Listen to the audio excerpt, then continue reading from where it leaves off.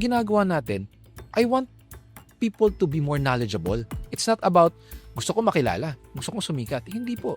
I can work even without cameras. Pero ang sa akin, the purpose of the TikTok is I want people to know kung anong tama at mali. And in fairness to it, na-accomplish natin yun.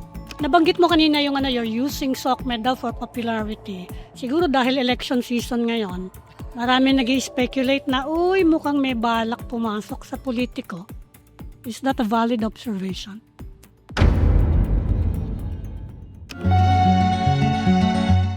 You've been on the job more than a year, no? More than a year. Anong takeaways mo? It's a hard job to take up.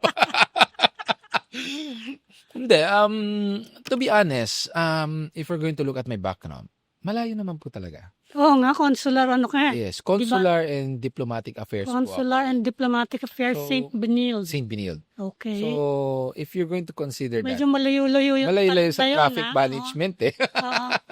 But I think, it was very helpful coming from a background of international relations because somehow yung communication skills natin, we were able to apply and develop it further.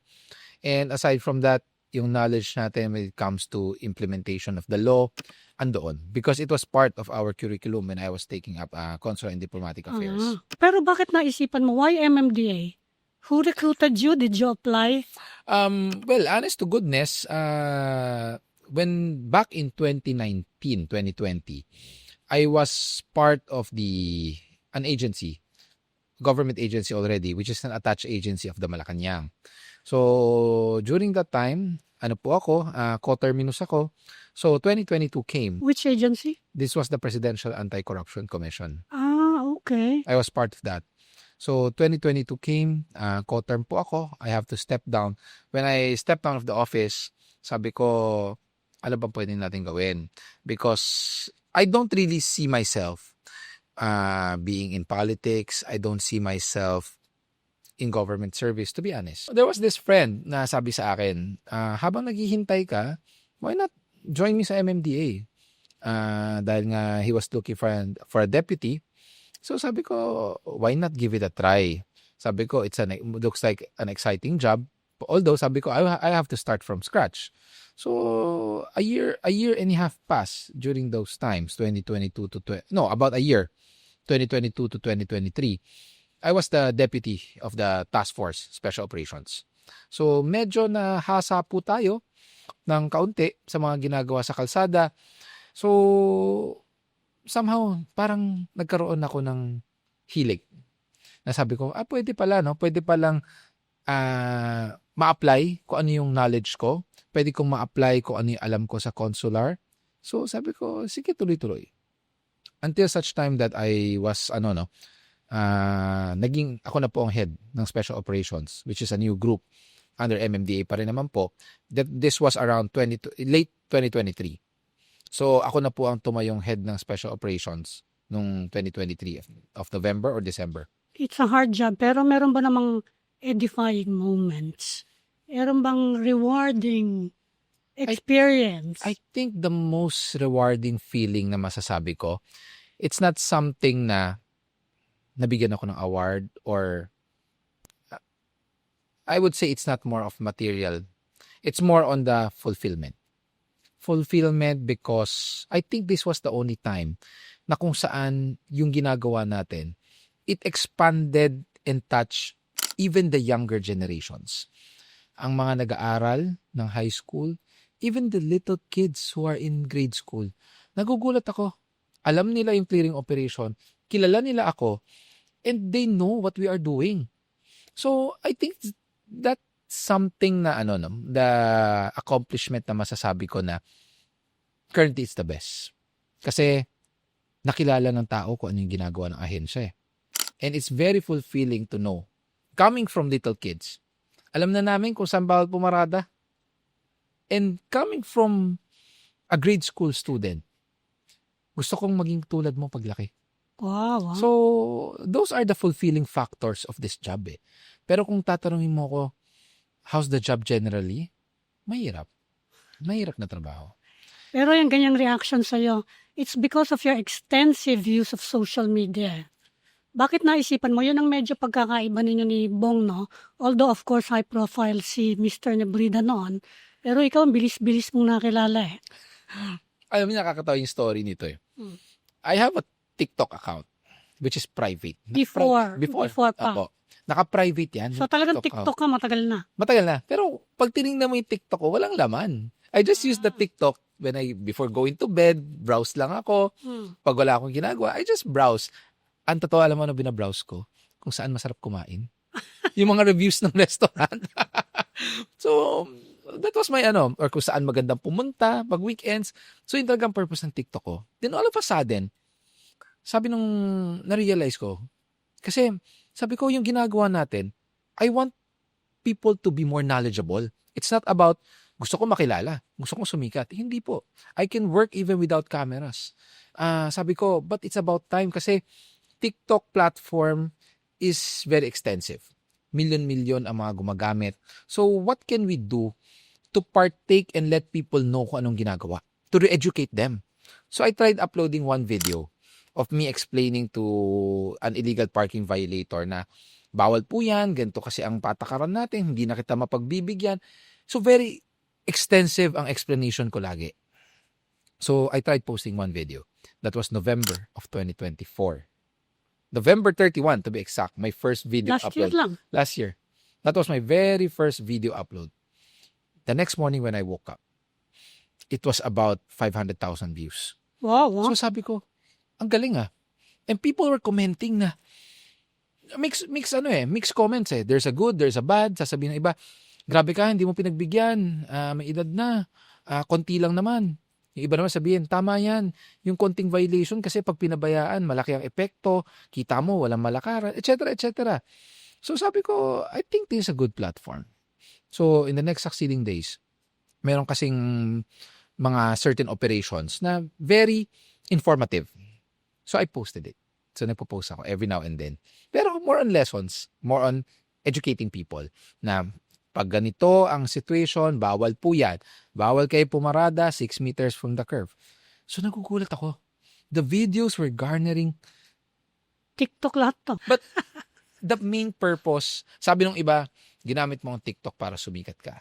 Pero ang sa akin, the purpose of the TikTok is I want people to know kung anong tama at mali. And in fairness to it, na-accomplish natin yun.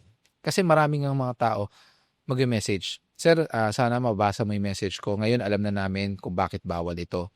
Sir, salamat po kasi dito sa amin, nag-umpisa na po maglinis mag-isa. Ang kapitbahay namin. So, nakakatuwa. Even ang batang 3 years old, 4 years old, 5 years old, makikita ko, minsan tinatag ako sa story, nanonood ng TV, ako ang pinapanood. So, sabi ko, nakakatuwa. But then again, there are still some negative feedback. Sinasabi, you use TikTok just for the sake of getting popular.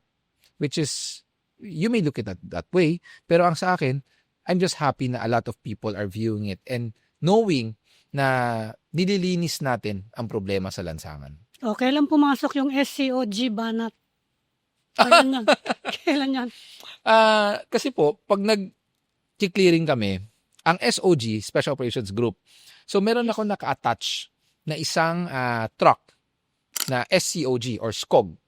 It stands for Sidewalk Clearing Operations Group na kung saan sila yung yan yung truck na pinagsasakyan ko ng for example, lona, payong, lamesa, doon ko sinasakay. Doon namin nilalagay yung mga nako-confiscate. So pag dumating ko, SCOG baba, SCOG nasan na kayo? Sir, may ganito. O SCOG banat. So doon So people got the yung sounding na yung SCOG. Sino nagbigay ng permit? Wala. SCOG banat. SCOG banat, kalasin nyo. SCOG baba. Nakakatuwa nga, meron nga pong gumawa ng parang t-shirt. SCOG. You know what the SCOG stands for para sa kanila? Oh. Secure and parang seeking for clean and orderly grounds. Ba? So, napakaganda ng ng nangyari. Kasi nga, people became more aware. Nagkaroon sila ng awareness kung ano dapat ang gawin natin. You think, nagko-connect ka with children, you're saying, you think it will improve compliance with the law in the future? Yes. Kasi I still believe na the younger generations are the ones who needs to continue kung ano man po ang mga ginagawa natin or ng kanilang mga magulang. So lagi ko nga sinasabi, minsan pag may nakikipagtalo na may kasamang bata, Sir, I think hindi po tama na ganun ang ipakita nyo sa bata. Kasi tutularan eh. You have to be the example or set a good example to your children. So, hindi lang, hindi lang about pagpapatupad ng batas sa kalsada. I think we are also trying to change yung pag-uugali. Kasi it's interconnected eh. Yung ugali natin plus yung pagsunod natin sa batas, iisa eh. Kung ang ugali po natin ay masunurin tayo, I think wala tayong magiging problema sa pagsunod sa batas. So, pwedeng mawala yung pasaway, ha? Hindi natin pwedeng totally ma-eradicate, but it will lessen. It will greatly lessen it. Kasi ang pasaway, I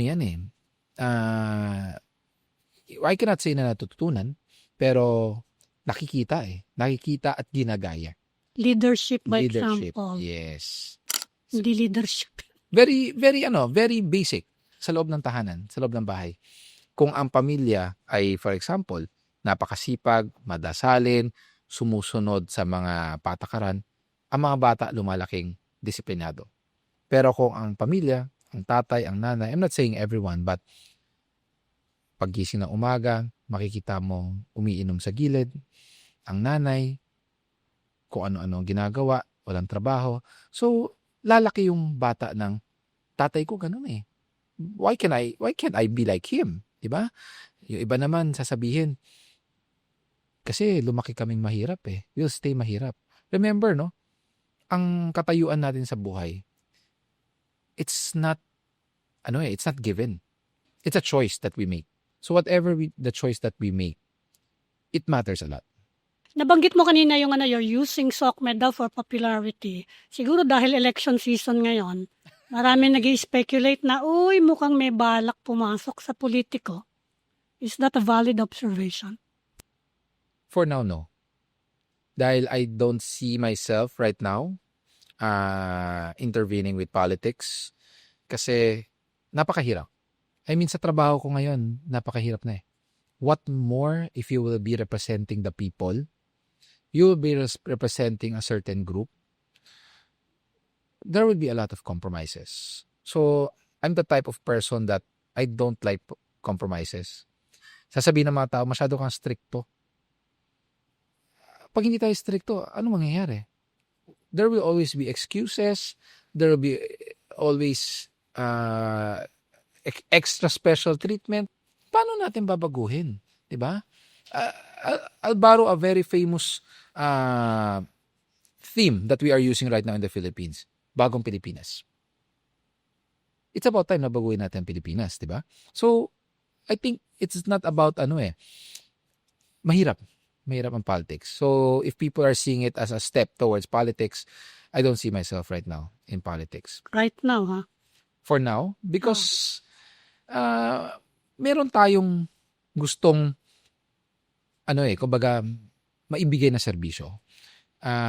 Limited for now kasi we are limited to this responsibility. Pero kasi ako nakikita ko yung society natin na we can even partake even more change. So whatever, let's put it into kung ano man ang bigay sa akin ng destiny, if it's meant for me to be in public service, in a different aspect, destiny can tell. If not, kung ano man po ang maging kapalaran, everything happens for a reason.